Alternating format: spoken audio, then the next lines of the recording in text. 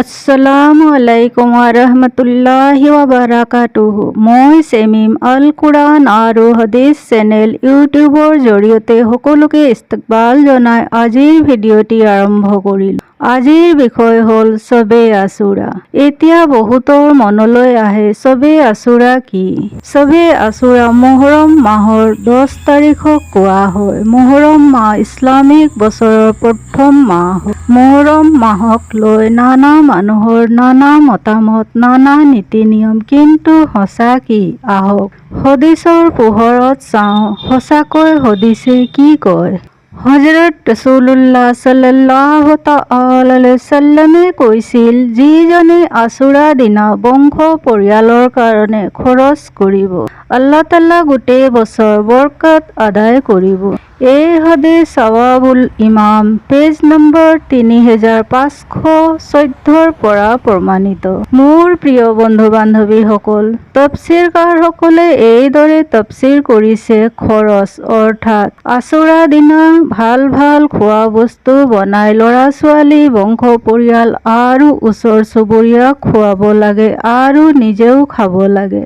আৰু এই পাক পবিত্ৰ দিনা বেছি বেছিকৈ দোৱা দৰুদ পঢ়িব লাগে আৰু পূৰ্বপুৰুষসকলৰ কাৰণে বকচাই দিব লাগে আৰু নিজৰ কাৰণেও দোৱা কৰিব লাগে। কিন্তু দুখৰ বিষয় এইটো যে যেতিয়া ইছলামিক নতুন বছৰ আহে তেতিয়া আমাৰ মাজৰ পৰা 50% গমকে নাপায়, কিন্তু যেতিয়া নিউ ইয়াৰ আহে তেতিয়া তেওঁলোকক বৰ উলহ মালহেৰে নিউ ইয়াৰ পালন কৰা দেখা পাব।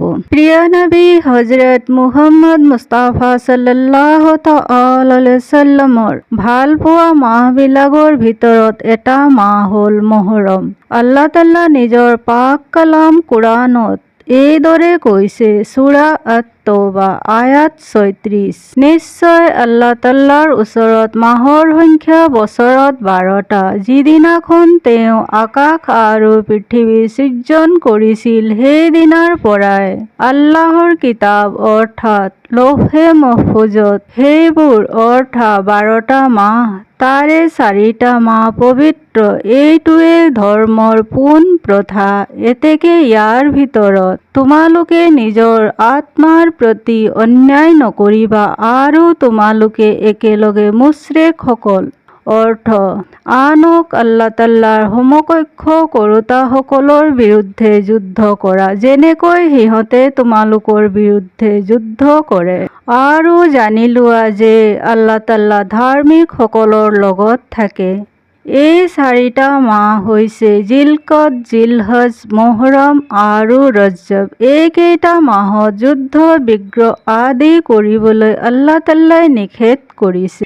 যিজন ব্যক্তিয়ে শবে আশুৰা ৰোজা ৰাখিব, আল্লাহ তাআলা তেওঁৰ আমলনামাত 60 বছৰ ৰোজা ৰখা আৰু ৰাতি উজাগৰে থকা স্বভাৱ তেওঁৰ আমলনামাত লিপিবদ্ধ কৰি দিব। হদিছত বৰ্ণিত আছে, যিজনে আশুৰা ৰোজা ৰাখিব, আল্লাহ তাআলা তেওঁৰ আমলনামাত 7 আসমানৰ অধিবাসীসকলৰ স্বভাৱ লিখি দিব।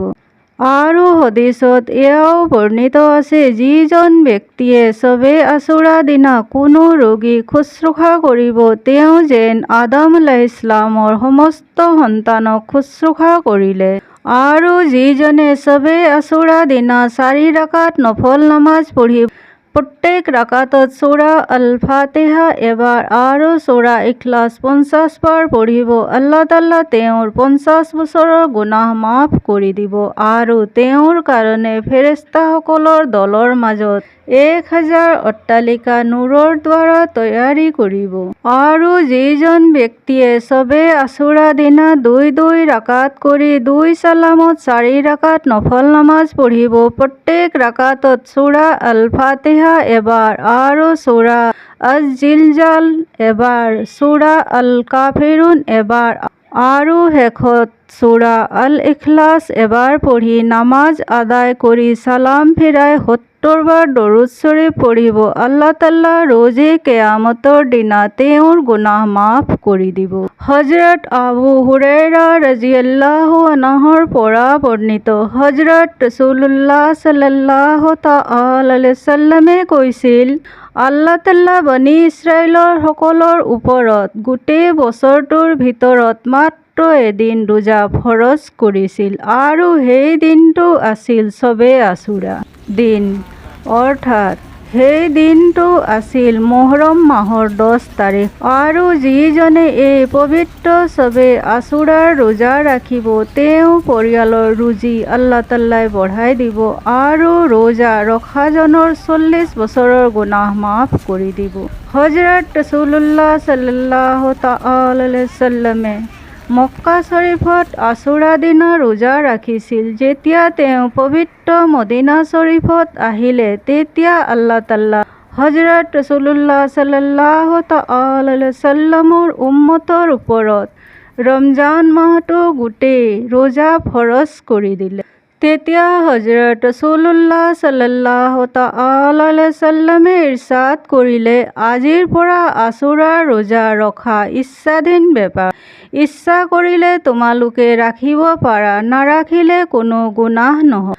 হযৰত ইবনে আব্বাছ ৰাদিয়াল্লাহু আনহুৰ পৰা বৰ্ণিত, যেতিয়া ৰাসূলুল্লাহ সাল্লাল্লাহু তাআলা আলাইহি ওয়াসাল্লাম মদিনা শৰীফত আহিলে, তেতিয়া ইহুদীসকলক আশুৰাৰ দিনা ৰোজা ৰখাৰ কাৰণ সুধিলে। তেতিয়া ইহুদীসকলে ক'লে, হে ইবনে আব্দুল্লাহ, এইটো সেইটো দিন যিদিনা আল্লাহ তাআলা মুছা আলাইহিস সালাম আৰু বনি ইছৰাইলসকলৰ ফেৰাউনৰ দলৰ ওপৰত জয় কৰিছিল। সেয়েহে আমি সেই দিনটো সন্মান সহকাৰে ৰোজা ৰাখোঁ। ৰাসূলুল্লাহ সাল্লাল্লাহু তাআলা আলাইহি ওয়াসাল্লামে ইৰশাদ কৰিলে, আমি মুছা আলাইহিস সালামৰ এই সম্পৰ্কত তোমালোকতকৈ বেছি হকদাৰ। হযৰত ৰাসূলুল্লাহ সাল্লাল্লাহু তাআলা আলাইহি ওয়াসাল্লামে নিজে আশুৰাৰ ৰোজা ৰাখিছিল আৰু লোকসকলক আশুৰাৰ ৰোজা ৰখাৰ হুকুম দিছিল। সাহাবাসকলে আৰজ কৰিলে, হে ৰাসূলুল্লাহ সাল্লাল্লাহু তাআলা আলাইহি ওয়াসাল্লাম, এই দিনক ইহুদী আৰু নাছাৰাসকলে পবিত্ৰ বুলি সন্মান সহকাৰে ৰোজা ৰাখে। তেতিয়া হযৰত ৰাসূলুল্লাহ সাল্লাল্লাহু তাআলা আলাইহি ওয়াসাল্লামে ক'লে, ইনশাআল্লাহ আল্লাহ তাআলা ইচ্ছা কৰিলে অহা বছৰ 9 আৰু 10 তাৰিখে ৰোজা ৰাখিম। কিন্তু এবছৰ নহওঁতে হযৰত ৰাসূলুল্লাহ সাল্লাল্লাহু তাআলা আলাইহি ওয়াসাল্লাম দুনিয়াৰ পৰা পৰ্দা হৈ গ'ল। যিজনে শবে আশুৰা দিনা ৰাতিপুৱা হোৱাৰ কিছু সময়ৰ আগতে 4 ৰাকাত নামাজ এইদৰে পঢ়িব, প্ৰত্যেক ৰাকাতত সূৰা আল-ফাতিহাৰ পিছত আয়াতুল কুৰচি এবাৰ আৰু সূৰা ইখলাছ 3 বাৰ পঢ়ি নামাজ আদায় কৰি সালাম ফিৰাই 100 বাৰ সূৰা আল-ইখলাছ পঢ়িব, তেওঁ অসীম সৱাবৰ অধিকাৰী হ'ব। তেওঁৰ সমস্ত গুনাহ মাফ হৈ যাব আৰু বেহেশতৰ সমস্ত নিয়ামতৰ অধিকাৰী হ'ব তেওঁ। মুহৰম মাহৰ বহুত ফজিলত হাদিছত প্ৰমাণিত আছে। মই ইয়াত সংক্ষিপ্ত আলোচনা কৰিলোঁ। আল্লাহ তাআলা মুছলমান ভাই ভনীসকলক নেক আমল কৰিবলৈ সৌভাগ্য দান কৰক, আমিন। আৰু আমাৰ শেষ কথা হ'ল, সমস্ত প্ৰশংসা বিশ্ব ব্ৰহ্মাণ্ডৰ প্ৰতিপালক আল্লাহৰ বাবে। ইনশাআল্লাহ আকৌ লগ পাম এটি নতুন ভিডিঅ'ৰ সৈতে। আসসালামু আলাইকুম ওয়া ৰাহমাতুল্লাহি ওয়া বাৰাকাতুহু।